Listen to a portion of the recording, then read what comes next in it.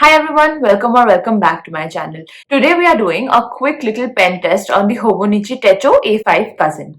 Now I did a video just a few days back about all the great features of this particular planner, and the Tomoe River Paper is one of the main features of this planner. Everybody talks about it. The whole Hobonichi planner world is obsessed with this paper, but they also say it's the kind of paper that you have to get used to. So it is not something that is very commonly found. It is a very unique quality paper. It is almost translucent. It is very smooth, and it kind of like always shows on the other side, but that also leads to a daily planner being very compact and non-bulky, and that is like the best part about this paper. So I thought, let me try out a couple of different pens on this particular paper and see how it works. So let's get into it. We're going to try and write with a bunch of ballpoint pens, gel pens, and a few fountain pens as well, just to see how the writing experience varies across the board. You can already see the next page showing through, but that's just the paper over here. So the first pen that we are going to try will be the Faber-Castell 0.7 mm.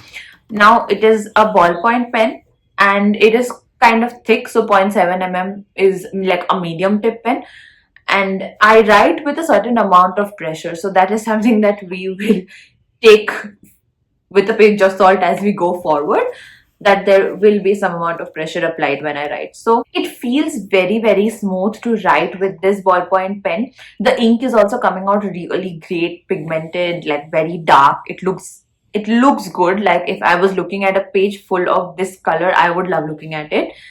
It does not smudge, and ballpoint pens generally do not smudge, but given that the paper is so smooth, I was expecting it to smudge a little bit, but it didn't smudge at all. We will see all of the ghosting together once I have tested out all the other pens as well. The next one is a Uni Clip Gel. So this is a Uniball pen and it is a gel pen. It is kind of broad tip. It is not as thin as the previous one, but let's see. So again, very beautiful pigment. The paper color is such that the ink is coming out so well, and it is a gel pen. It's flowing very smoothly. Oh my god. This is what I feared. The paper is too silky, so if you don't let the ink dry out properly, there's going to be smudging. It was looking so beautiful though. The color was really jumping out at me. Then we have the Octane gel pen. Now this is a fine tipped gel pen. The Uniball is a thicker tipped gel pen, but the Octane would be a fine tip one. The ink flows out so smoothly. It's like butter. This paper is like butter. It's such a great writing experience with this paper. Again, there is some amount of smudging, but it's quite minimal, I would say, compared to the Uniball, because I think the amount of ink that flows out through the refill really matters. Since this is a fine tip pen, the smudging is quite minimal. Next we have the Pilot Frixion pen. Now the Pilot Frixion is an extra fine nib pen, so that also shows up here. It has, the ink is flowing, but it is not as prominent as any of the other inks before that, and it is a 0.4 mm, so it is definitely a fine tip.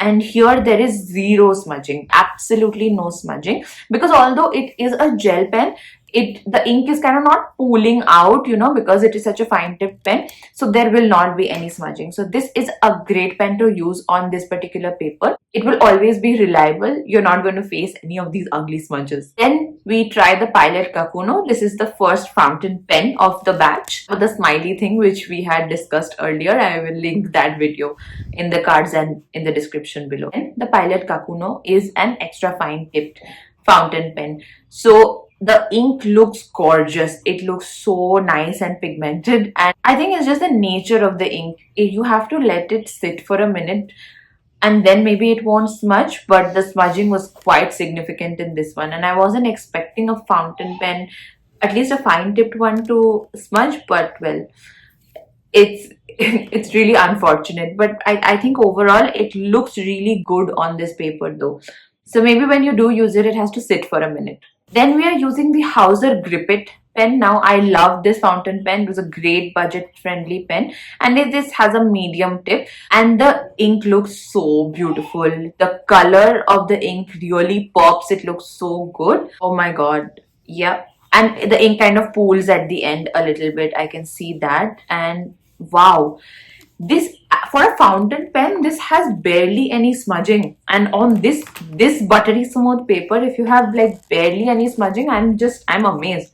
This actually did the best so far. Next, we are using the Platinum Preppy. If you want a detailed review about the Platinum Preppy, I have done it a couple of days back, so you can check that video out. But I just really wanted to see how the Platinum Preppy would do on this kind of paper. This blue is quite different from the previous blues. If you can see, it's kind of like looking like an ultramarine blue, and this is a 0.3 mm nib, so that's also quite a fine tip. The ink is pooling at the bottom, right, because it has that sort of a nib, a little rounded nib. But even here, only where the ink pooled, I think it smudged a little. Otherwise, it did not smudge at all. So that is again, that's a very positive thing. Now the final one is my favorite pen of all time, which is the ASA Galactic XT.